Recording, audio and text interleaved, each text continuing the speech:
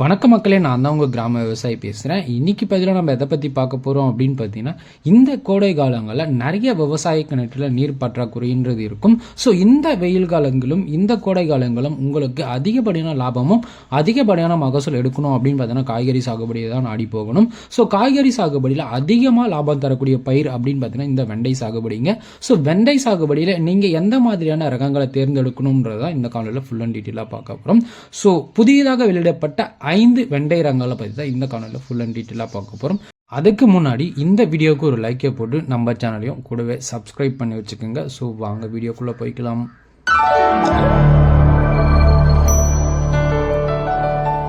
ஐந்தாவதாக பார்க்கக்கூடிய வெண்டை ரகம் அப்படின்னு பார்த்தீங்கன்னா நுண்ணம் சீட்ஸோட வெற்றின்னு சொல்லக்கூடிய இந்த ரகம் தாங்க. விதை அப்படின்னு பார்த்தீங்கன்னா 250 கிராம் பார்த்தீங்கன்னா விதை உங்களுக்கு 20 சென்ட்லேருந்து ஒரு 25 சென்ட் வரைக்குமே நடவு செய்யலாம். ஆண்டு முழுவதுமே இந்த வெண்டைக்காயை நீங்கள் சாகுபடி செய்யலாங்க. அது மட்டும் இல்லாமல் இந்த ரகத்தை நீங்கள் நடவு செய்யும் இடைவெளி அப்படின்னு பார்த்தீங்கன்னா 45 சென்டிமீட்டர்லேருந்து 60 சென்டிமீட்டர் பார்த்தீங்கன்னா இடைவெளி வச்சு நடணும். விதைக்கும் உள்ள அளவு அப்படின்னு பார்த்தீங்கன்னா 20லேருந்து ஒரு 25 சென்டிமீட்டர் கேப் வச்சு நடவு செஞ்சீங்க அப்படின்னு பார்த்தீங்கன்னா நல்ல மகசூல் எடுக்கலாம். மண் மற்றும் நீர் உர மேலாண்மை அப்படின்னு பார்த்தீங்கன்னா நல்ல வடிகால் வசதி உள்ள நிலங்களை தேர்வு செய்யறது ரொம்பவே நல்லது. அது மட்டும் இல்லாமல் மிதமான நீர் தேவை தாங்க இந்த வெண்டை சாகுபடிக்கு தேவைப்படும். உரம் அப்படின்னு பார்த்தீங்கன்னா சமநிலையான NPK உரங்களை நீங்கள் பயன்படுத்தினாவே போதுமானது. செடி மற்றும் காய்கள் அப்படின்னு பார்த்தீங்கன்னா வளர்ச்சி அப்படின்னு பார்த்தீங்கன்னா நடுத்தர உயரம் உடையதாக தாங்க இந்த வெண்டை ரகத்தை பார்க்கப்படுது. காயோட நீளமான காய்களை கொண்டது, மென்மையான தன்மை உடையது, அடர்த்தியான அடர் பச்சை நிறம் வாய்ந்த ஒரு காய்களாக தாங்க பார்க்கப்படுது. விலை அப்படின்னு பார்த்தீங்கன்னா சந்தை மதிப்பு இந்த வெண்டைக்காய்க்கு ரொம்பவே அருமையாக இருக்கும். ஸோ அடர் பச்சையாகவும் இருக்கிறதால நீட்டாகவும் இருக்கிறதால நல்ல ஒரு வரவேற்பு இருக்குங்க. அது மட்டும் இல்லாமல் மகசூல் நோய் எதிர்ப்பு அப்படின்னு பார்த்தீங்கன்னா தண்டு உயரமாக நல்லா வளர்ச்சியாக இருக்கும். அது மட்டும் இல்லாமல் நீளமான செடிகளை கொண்டது, அதிகப்படியான கிளைப்பு திறன் உடையது. முதல் அறுவடை அப்படின்னு பார்த்தீங்கன்னா 45 to 50ஆம் நாள் பார்த்தீங்கன்னா முதல் அறுவடை ஸ்டார்ட் ஆகிடும். ஸோ இதனோட நோய் எதிர்ப்பு சக்தி அப்படின்னு பார்த்தீங்கன்னா எல்லோ மொசைக்னு சொல்லக்கூடிய வைரஸுக்கு ஒரு சிறப்பான எதிர்ப்பு சக்தி உடைய ஒரு ரகமாக தாங்க இந்த ரகத்தை பார்க்கப்படுது.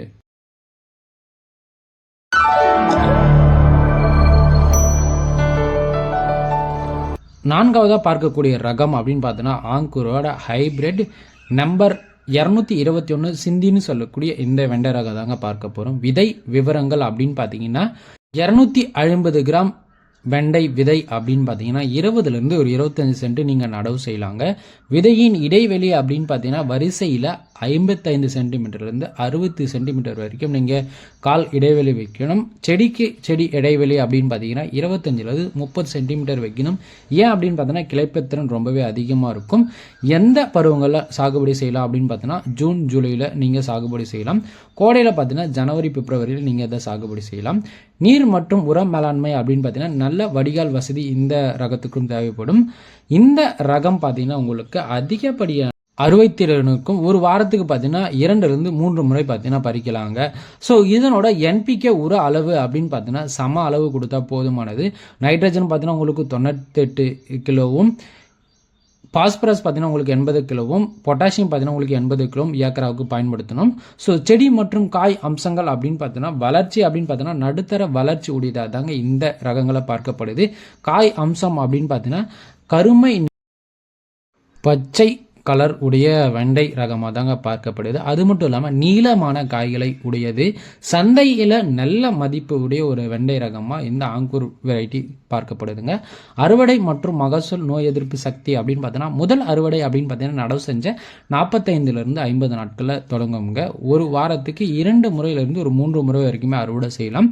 மகசூல் அப்படின்னு பார்த்தீங்கன்னா ஒரு ஏக்கருக்கு 5 டன்னிலிருந்து 8 டன் வரைக்கும் நீங்கள் மகசூல் எடுக்கலாங்க.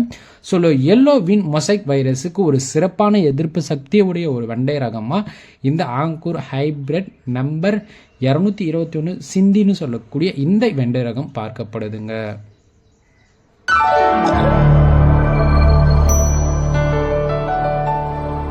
மூன்றாவதாக பார்க்கக்கூடிய வெண்டை ரகம் அப்படின்னு பார்த்தீங்கன்னா மைக்கோன்னு சொல்லக்கூடிய ரெட்டான்னு சொல்லக்கூடிய F1 ஹைபிரிட் வெண்டை விதை தாங்க.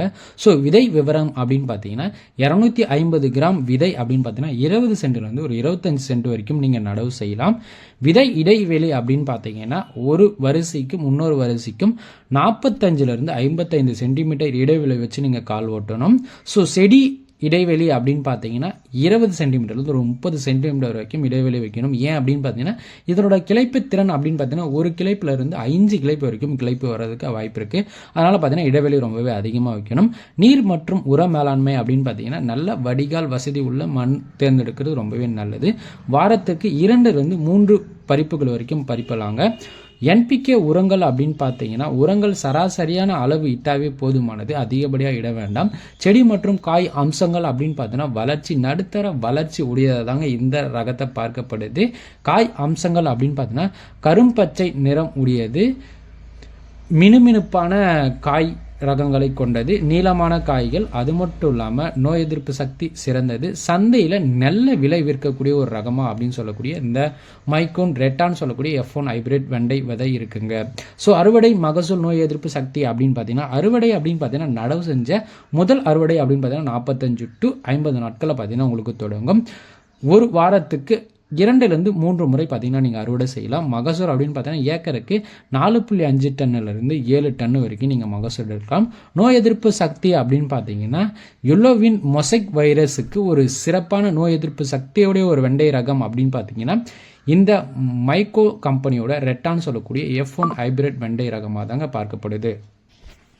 அது மட்டும் இல்லாமல் இந்த வெண்டைக்காய் ரகங்களுக்கான உரம் மேலாண்மை பற்றி உங்களுக்கு டீட்டெயில் தேவை அப்படின்னாலும் மறக்காமல் கமெண்ட் செக்ஷனில் உரம்னு கமெண்ட் பண்ணுங்கள், எந்த ரகம்னு கமெண்ட் பண்ணுங்கள்.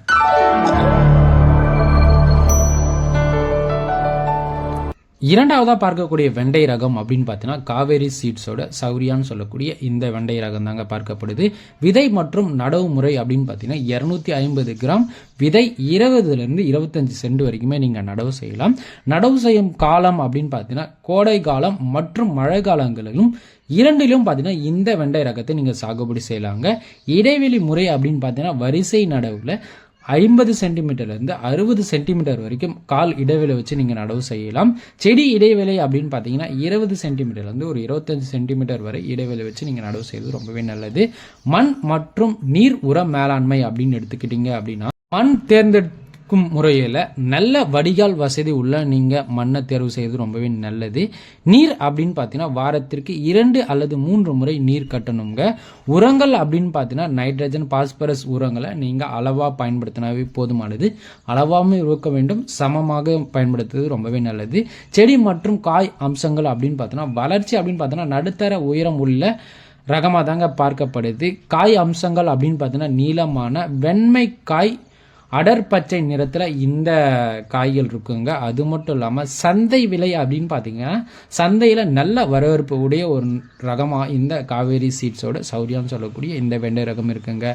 அறுவடை அப்படின்னு பார்த்தீங்கன்னா முதல் அறுவடை அப்படின்னு பார்த்தீங்கன்னா 45 to 55 நாளில் ஸ்டார்ட் ஆகும். ஸோ அதிலிருந்து நீங்கள் ஒரு வாரத்துக்கு 2லிருந்து 3 நாட்கள் வந்து அறுவடை செய்யலாம். மகசூல் அப்படின்னு பார்த்தீங்கன்னா ஒரு ஏக்கருக்கு 4 டன்னிலிருந்து 6 டன் வரைக்கும் நீங்கள் மகசூல் எடுக்கலாம். சரியான பராமரிப்பு இருந்துச்சு அப்படின்னு பார்த்தீங்கன்னா இதை விட அதிகமாக கூட நீங்கள் மகசூல் எடுக்கலாங்க. நோய் எதிர்ப்பு சக்தி அப்படின்னு பார்த்தீங்கன்னா எல்லோவின் மொசைக் வைரஸ் தாங்க பெரும்பாலும் வெண்டைக்காயில் சாகுபடியில் தாக்கும். ஸோ அந்த வைரஸுக்கான சிறப்பான நோய் எதிர்ப்பு சக்தி இந்த வெண்டைக்காயில் இருக்குது. அது மட்டும் இல்லாமல் பூச்சி தாக்குதலும் இந்த வெண்டை ரகத்தில் ரொம்பவே குறைவாக தாங்க இருக்கும்.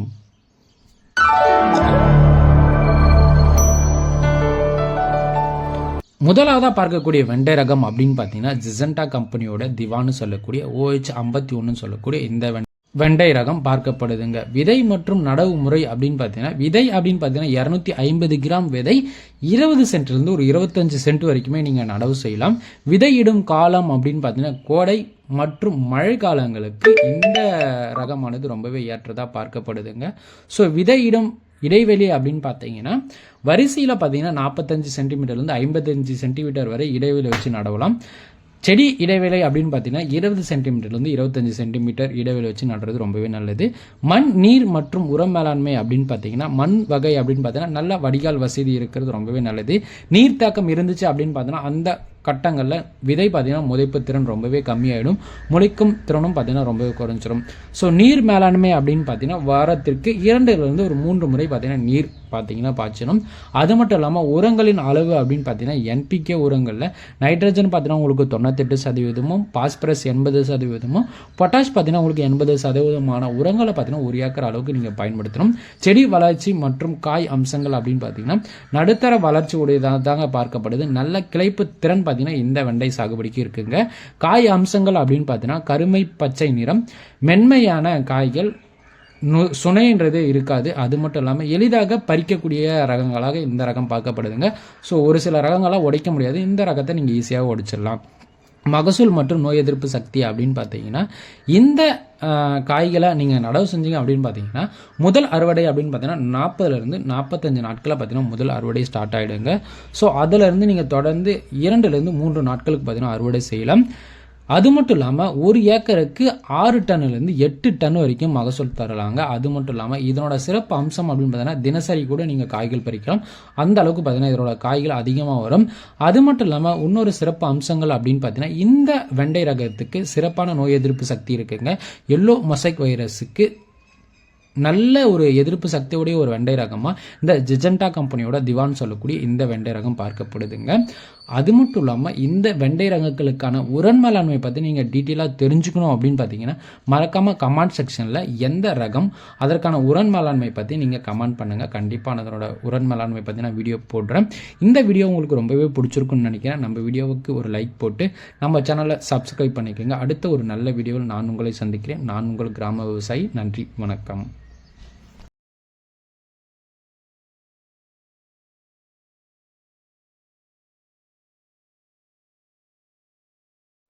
உங்களுக்கு விவசாயம் பண்ண ஆசையா இருக்கா? அத பத்தி அதிகமா தெரிஞ்சுக்கணும்னா கிராம விவசாயி யூடியூப் சேனலை சப்ஸ்கிரைப் பண்ணுங்க.